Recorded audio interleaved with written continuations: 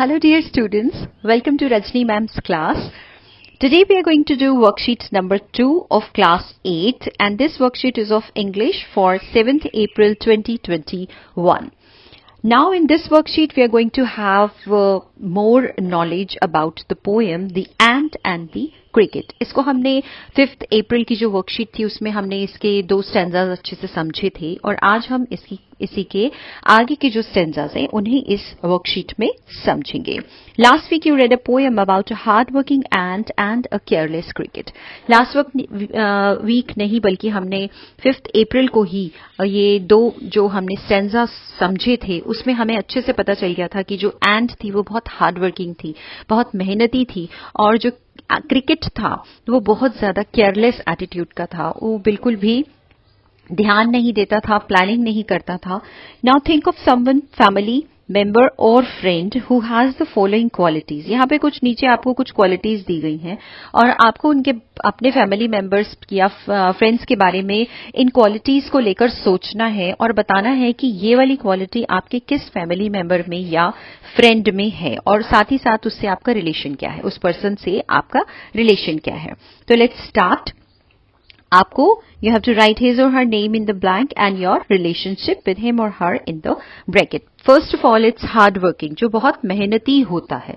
अब ऐसा कौन सा व्यक्ति है आपके फैमिली में या आपके फ्रेंड्स में जो बहुत ज्यादा हार्ड वर्किंग है, बहुत मेहनती है, उसका नाम यहां पर लिख दीजिए. ठीक है, और साथ में यहां पर रिलेशन लिख दीजिए. For example if I am saying my mother is very hard working, मेरी मदर जो है वो बहुत ज्यादा हार्ड वर्किंग है, तो कैसे लिखेंगे? सो इस तरह से आप लिख देंगे.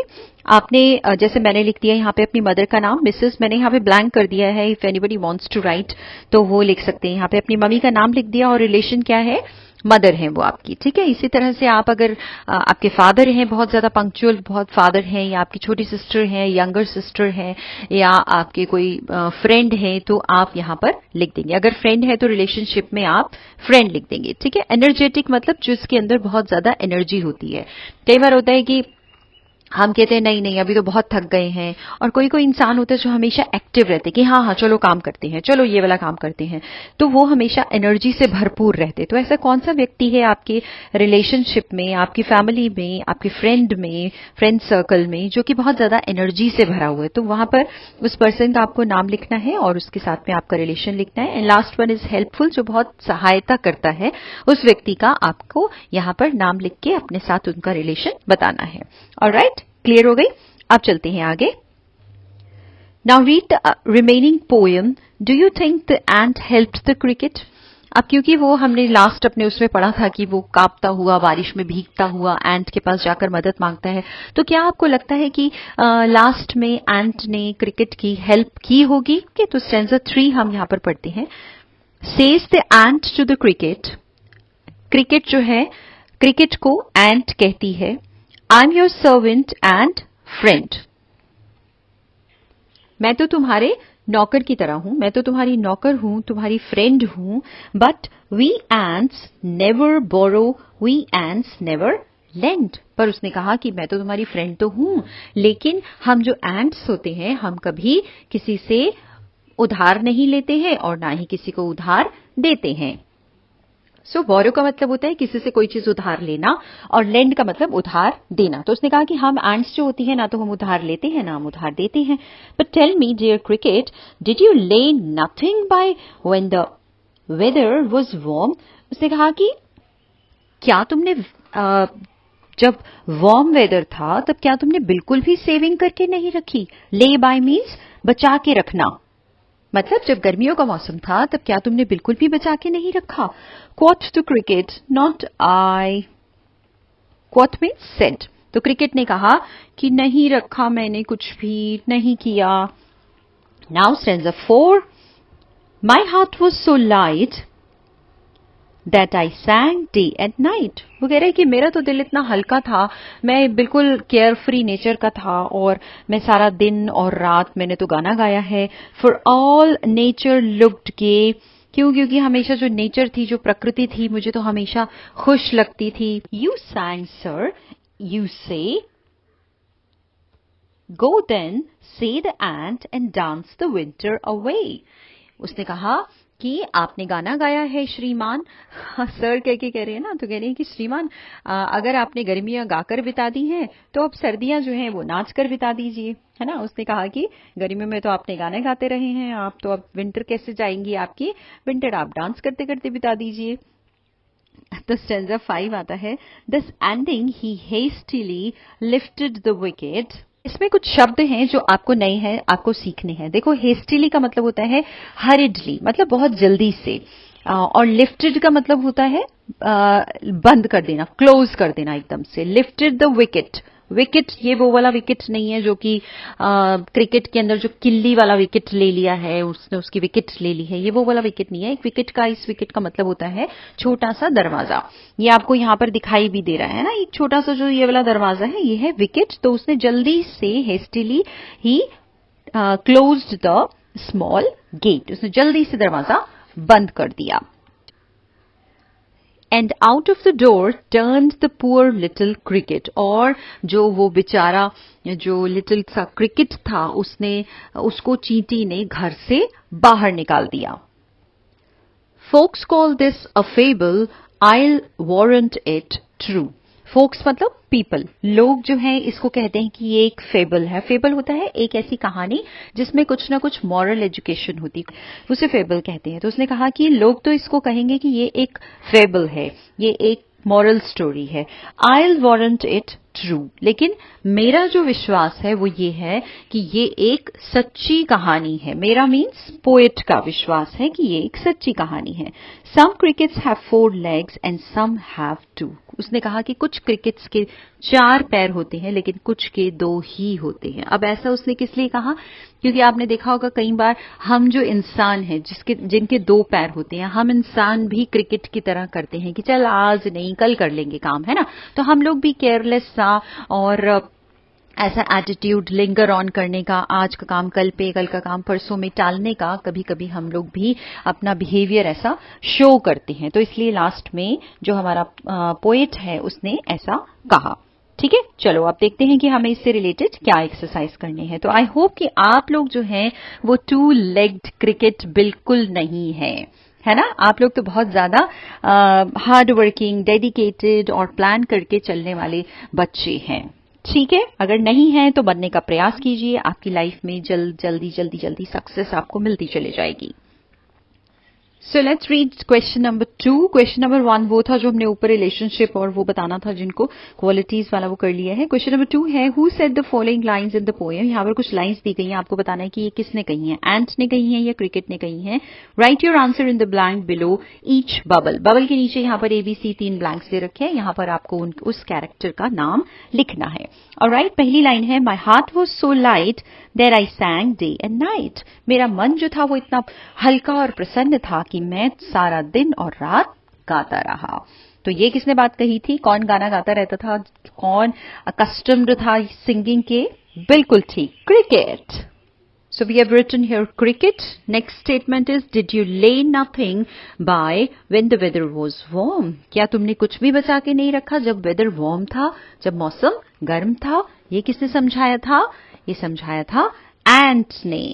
तो ये हमने लिख दिया and then the third statement is, go then and dance the winter away. बड़े मजे से उसने कहा कि गर्मियां आपने गा के बिता दी थी, तो अब सर्दियां जो हैं वो सारी डांस में बिता दो। तो ये किसने का बात कही थी, ये बात कही थी हमारे एंट ने, जो कि छोटा सा जो चींटी है वो बहुत ज्यादा समझदार है, हार्ड वर्किंग है, तो उसने ये बात उसे बोली। ठीक है जी, ये हमारा हो गया क्वेश्चन नंबर 2। अब देखते हैं क्वेश्चन नंबर 3 में क्या करना है हमको। Question 3, rearrange the following sentences to form the summary of the poem.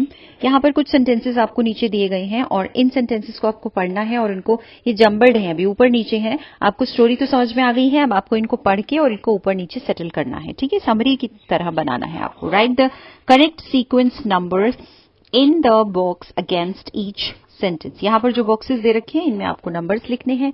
तो फर्स्ट सेंटेंस हमें करके दिया गया। सबसे पहले जो हमारी जो ये पोएम में जो स्टोरी थी, ये कहां से शुरू हुई थी? ये शुरू हुई थी the cricket sang during the months of summer and spring. जो हमारा क्रिकेट था वो मंथ्स जो थे समर और स्प्रिंग के, वो उसमें गाना गा रहा था, है ना। यहां से स्टोरी स्टार्ट हुई थी। अब एक बार इन सारे सेंटेंसेस को रीड कर लेते हैं और फिर उसको सेटल कर देंगे, ठीक है। सबसे पहले हमें सेंटेंसेस सारे रीड करने हैं so that we can understand the summary and then we can sequence the correct numbers.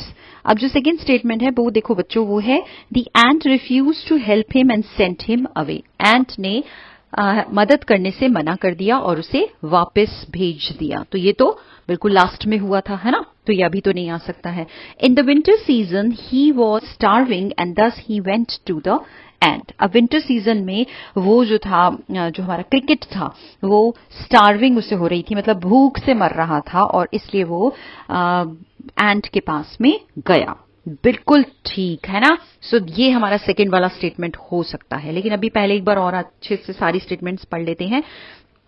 The cricket replied that he enjoyed the summer and did not store any food. cricket ने reply किया, cricket ने जवाब दिया कि उसने पूरी summers enjoy किया और उसने कोई भी खाना बचा के नहीं रखा।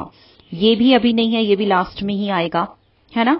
The ant asked the cricket if he had stored food for the winter. ant ने cricket से पूछा कि क्या तुमने कोई खाना विंटर के लिए बचा के रखा है। तो पहले ये उसने पूछा था तो उसने जवाब दिया था, तो ये उससे पूछने वाले से पहले आ जाएगा।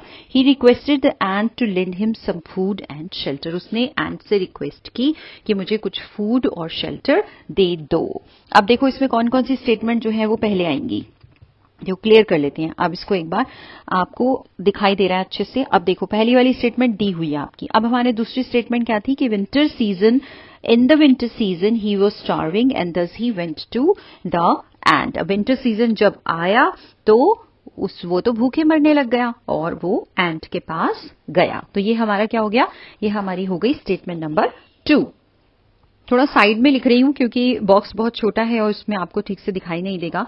उसके बाद में क्या हुआ था, उसके बाद में जब वो एंट के पास गया तो उसने क्या किया, फिर उसने एंट से रिक्वेस्ट किया। He requested the ant to lend him some food and shelter. Statement हो गई, ये हो गई हमारी स्टेटमेंट नंबर 3, ठीक है। और उसके बाद में जब उसने उसको खाना मांगा था तो फिर क्या हुआ था, उसके बाद में एंट ने कहा कि क्या तुमने विंटर्स के लिए कुछ खाना बचा के नहीं रखा। Ant asked the cricket if he had stored food for the winter, कि क्या कुछ खाना वाना बचा के विंटर के लिए रखा है, ये उसने उससे पूछा। तो ये हो गई हमारी स्टेटमेंट नंबर 4, ठीक है। अब जब उसने पूछा था तो उसने क्या कहा, क्रिकेट ने रिप्लाई किया था। The cricket replied that he enjoyed the summers and did not store any food. तो ये हो गई हमारी स्टेटमेंट नंबर 5। और फिर उसने कहा आपको कोई मदद नहीं मिलेगी और उसने फटाक से दरवाजा झप करके बंद कर लिया और उसकी मदद नहीं की, है ना, उसने उसे वापस भेज दिया। So this is our last statement, हो गई स्टेटमेंट नंबर 6। तो क्लियर हो गई आपको स्टोरी अच्छे से, गुड। तो पहले हमेशा सारी स्टेटमेंट्स पढ़ने के बाद उसको रिलेट करके उसके बाद में आप नंबरिंग किया करें, अगर कभी ऐसी एक्सरसाइज करने के लिए आपको आती है तो। ऑलराइट, अब देखते हैं आगे क्या है। What does the poet mean by the last line? Choose the correct option. Last line में उसने क्या कहा था, उसने कहा था some crickets have 4 legs and some have 2. कुछ क्रिकेट्स के 4 legs होते हैं, 4 टांगे होती हैं, लेकिन कुछ के केवल 2 ही होते हैं। अब उसका जो पोएट का ये लाइन कहने से क्या मतलब था, उसका मतलब था there are some crickets that have 2 legs. कुछ क्रिकेट्स होते हैं कि जिनके 2 टांगे होती हैं। Insects like the cricket have 4 legs. उसने कहा कि क्रिकेट के जैसे दिखने वाले जो इंसेक्ट्स होते हैं वो उनकी 4 टांगे होती हैं। और तीसरी स्टेटमेंट है, ये तो है नहीं बिल्कुल भी, ये भी नहीं है, some people are like the cricket, they are lazy and do not care about the future. कुछ जो लोग हैं, यानी कि जो 2 टांगों वाले जो लोग हैं, वो भी क्रिकेट के समान होते हैं। they are lazy, आलसी होते हैं और फ्यूचर के लिए बिल्कुल भी केयर नहीं करते हैं, बिल्कुल ध्यान नहीं देते हैं कि हम फ्यूचर में क्या करने वाले हैं, है ना। लाइक आप लोग तो इतने समझदार हैं, इतने केयरफुल हैं अभी से ही कि पहले से ही वर्कशीट अच्छे से कंप्लीट करेंगे तो बाद में जाके पाइल अप नहीं होगा, वर्क समझने में कोई दिक्कत नहीं आएगी, साथ के साथ आपकी स्टडी चलती रहेगी, है ना। तो आप लोग तो ये 2 पैर वाले क्रिकेट नहीं है ना? एंड अच्छे से अपनी वर्कशीट कंप्लीट करिए और अपने टीचर्स को सबमिट करिए, ठीक है? And keep smiling, keep learning, and keep moving on to your goals in your life. All right, take care. Bye. God bless you.